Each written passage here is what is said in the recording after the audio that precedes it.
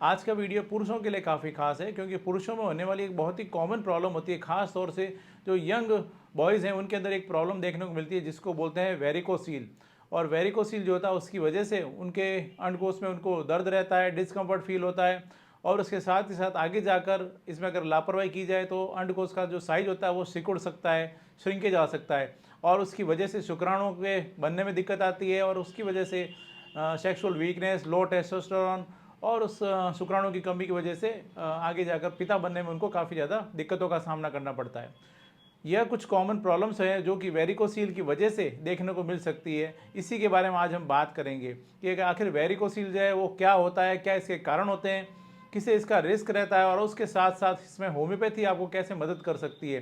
क्योंकि अक्सर जब कभी भी ये वेरिकोसील की प्रॉब्लम आती है उसमें सर्जरी रिकमेंड की जाती है और अक्सर ऐसा भी देखा गया है कि सर्जरी के बाद में दोबारा से जो प्रॉब्लम है वो फेस करनी पड़ जाती है।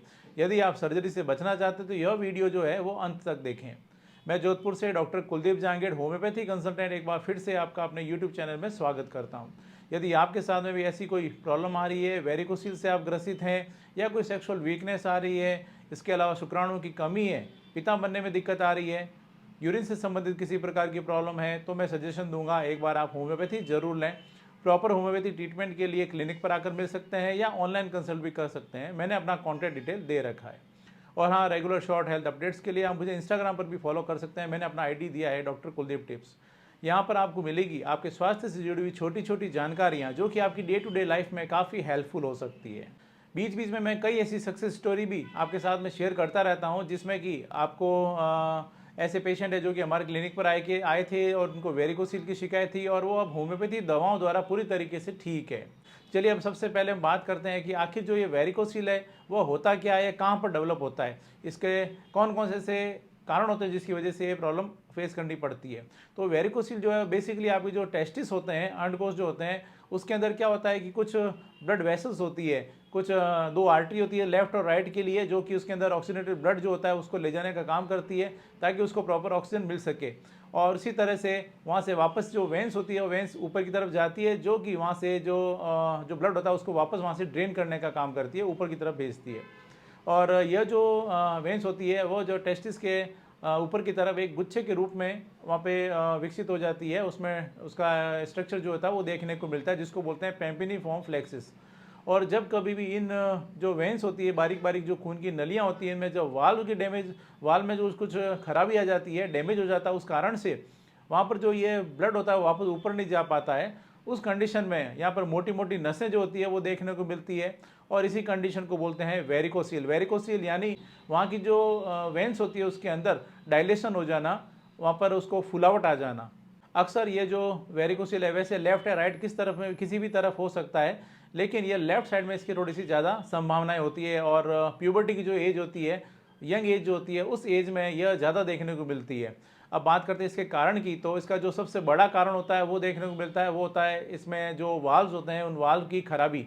ये एक बहुत बड़ा कारण है। अब इसके कारण किस वजह से ये खराब होते हैं इसके बारे में अभी तक प्रॉपरली कुछ कहा नहीं जा सकता है, लेकिन कुछ रिस्क फैक्टर होते हैं जो कि इसके वाल्व की खराबी के कारण बन सकते हैं। एक होता है नट क्रैकर सिंड्रोम। नट क्रैकर सिंड्रोम जो होता है उसके अंदर क्या होता है कि जो ये लेफ्ट वाली स्पर्मेटिक वेन होती है उस वेन के अंदर कंप्रेशन हो जाता है और उसकी वजह से भी ये प्रॉब्लम जो होती है वो फेस करनी पड़ती है।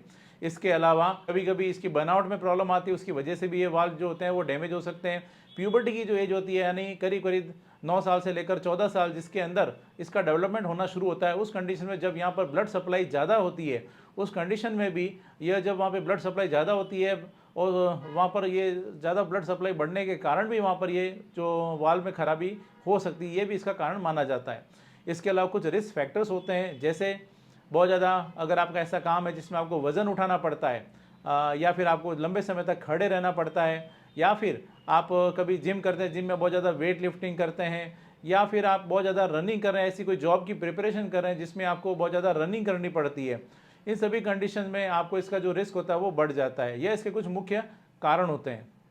अगर मैं बात करूं इसके लक्षण की, ऐसे कौन कौन से सिम्टम्स हैं जो कि देखने को मिलेंगे, तो इसमें जो सबसे बड़ा सिम्टम या लक्षण जो है वो होगा आपके अंडकोश में आपको भारीपन रहना, वहाँ पर दर्द रहना।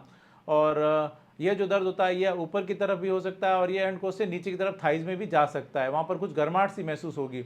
इसके अलावा अंडकोश में आपको लगेगा वहाँ पर कुछ मोटी मोटी नसें और नसों के गुच्छे हैं जो कि आपको महसूस होंगे, ऐसा लगेगा कुछ केंचुए से भरे हुए हैं वहाँ पर। इसके साथ ही साथ कभी कभी आपको वहाँ पर गर्माहट भी महसूस हो सकती है। ये इसके कुछ कॉमन सिम्टम्स हैं जो कि देखने को मिल सकते हैं। अब अगर हम बात करें इसको कैसे पता लगाएंगे कि कहीं ये जो प्रॉब्लम है वो वेरिकोसील ही है, तो इसका एक बहुत ही कॉमन टेस्ट होता है, वो होता है यूएसजी स्क्रोटम, यानी अंडकोश की एक सोनोग्राफी जो होती है, बहुत ही कॉमन टेस्ट है, वो करवाकर इसमें आसानी से पता लगाया जा सकता है कि कहीं वेरिकोसील डेवलप तो नहीं हो गया है। अब बात करते हैं अगर इसके रख रखाव की, तो इसमें एक तो आपको स्क्रोटल सपोर्टर जो होता है वो आपको पहन के रखना चाहिए। स्क्रोटल सपोर्ट जो है वो उसको सपोर्ट करके रखता है। और ख़ास तौर से जो आपको ध्यान रखना है वो है आपको वेट लिफ्टिंग, रनिंग से आप बचें। और अगर आप वेट लिफ्टिंग कुछ करते हैं या रनिंग करते हैं तो एक सपोर्टर लगा के रखें। ये इन कुछ कॉमन बातों का आपको ध्यान रखना होता है।